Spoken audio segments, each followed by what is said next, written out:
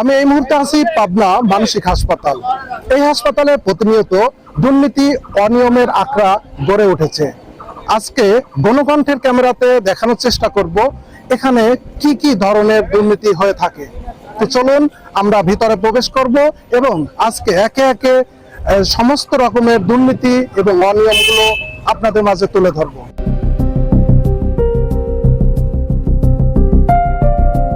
হাসপাতাল এরিয়াতে প্রবেশ করা মাত্রই আমাদের গোপন ক্যামেরা চালু হয়ে যায়।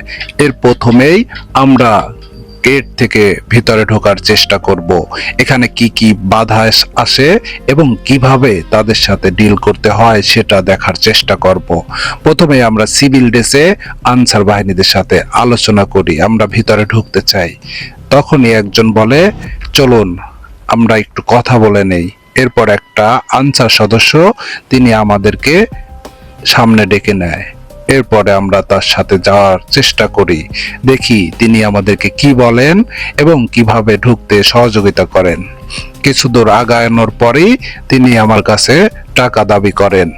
তখনই টাকা তাকে দেওয়া হয়। তিনি জানতেন না আমরা গোপনে ক্যামেরা করছি। তিনি টাকা নেন এবং আমাদেরকে ভিতরে যেতে আদেশ করেন। সেম আমরা আরো একটা আনসার সদস্যকে এভাবে টাকা দেই। এরপর যখন আনসার সদস্যকে আমাদের পরিচয় দেই, ঠিক সেই মুহূর্তেই দৃশ্য পাল্টে যায়। তিনি আমাদেরকে আড়ালে নিয়ে যেয়ে আমাদের পা ধরে ক্ষমা প্রার্থনা করেন। বহিরাগত কোনো মানুষ এই হাসপাতালে প্রবেশ করতে পারবে না, কিন্তু দিন শেষে যারা আসে সবাই ঢোকে যে কোনো ভাবে, হয়তো কারোর মাধ্যমে ঢোকে অথবা কেউ টাকা পয়সাতে ঢোকে। হাসপাতালের প্রবেশ মুখেই বড় একটি সাইনবোর্ডে বড় বড় করে লেখা, মানসিক স্বাস্থ্য আইন 2018 অনুসারে কোন দর্শনার্থী হাসপাতাল অভ্যন্তরে প্রবেশ নিষিদ্ধ। হাসপাতাল প্রবেশ আইনত দণ্ডনীয় অপরাধ। কেউ প্রবেশ করলে তার বিরুদ্ধে আইনগত ব্যবস্থা নেওয়া হবে। কিন্তু প্রশ্ন হচ্ছে, দিন শেষে যারা আসে প্রায় অধিকাংশই হাসপাতালে প্রবেশ করে।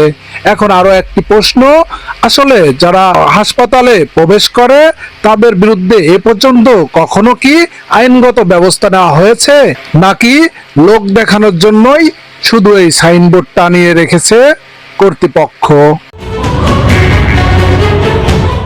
গণকণ্ঠের ক্যামেরায় পরবর্তী অনিয়মটা খুব দ্রুতই ধরা পড়ে।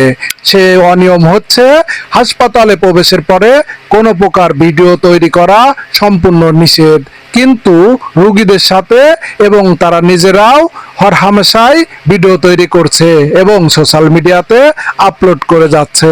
এইগুলো বন্ধ করার বা বাধা দেওয়ার মতো আসলে তেমন কারোকেই চোখে পড়েনি। গণকণ্ঠের ক্যামেরায় এরপর যে অপরাধটি ধরা পড়ে, সে অনিয়মটা শুনলে হয়তো আপনার গাও শিগগিরে উঠবে। আমরা এর পরবর্তীতে উপরতলায় একটি রোগীর ওয়ার্ডে প্রবেশ করি এবং সেখানকার মেডিসিন সহ অন্যান্য সকল কিছু আমরা একটু দেখার চেষ্টা করি। যখনই আলমারিতে আমাদের চোখ যায়, তখনই ধরা পড়ে ডেট এক্সপায়ার কিছু স্যালাইন। এগুলা কিভাবে এখানে আসলো এ প্রশ্ন করলে ওয়ার্ডে থাকা নার্সরা তারা কোনো জবাব দিতে পারে না, কিভাবে আসছে সেটাও বলতে পারে না। তাহলে কি ভয়ানক ব্যাপার! এই ডেট এক্সপায়ার স্যালাইনগুলো দিয়েই কি চিকিৎসা দেওয়া হচ্ছিল, এমনটা প্রশ্ন থেকেই যায়।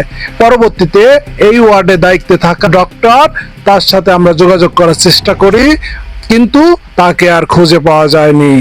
গণকণ্ঠের ফেসবুক পেজে চোখ রাখুন। পাবনা থেকে ফজলুল কবির, গণকণ্ঠ।